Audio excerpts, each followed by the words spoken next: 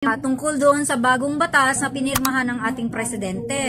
Ito yung katanungan ni Joseph Makiling Ilawan. Ang kanyang tinuunan ng pansin dito ay yung 20-day rule sa pag-transfer ng ownership para sa mga nabili natin na motor.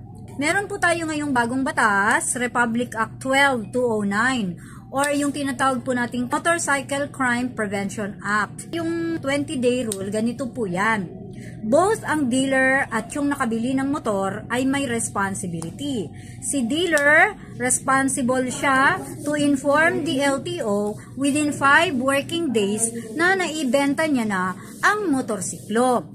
Sa part naman ng nakabili, meron naman siyang 20 working days para ito ay maiparehistro sa LTO. So kapag po hindi po nasunod yung time frame na yon, magkakaroon po ng multa, both ang dealer at ang nakabili, sa halagang 5,000 pesos. Yun naman pong mga motorsiklo na narepossess ng dealer, ang dapat pong gagawin ay i-revert po ni dealer sa kanyang pangalan yung rehistro ng mga motorsiklo na narepossess. Para po kapag ito ay ibibilhin naman ng panibagong customer, hindi na po niya kailangang hanapin pa yung unang may-ari at ang kanilang transaction will be from the dealer to the new owner.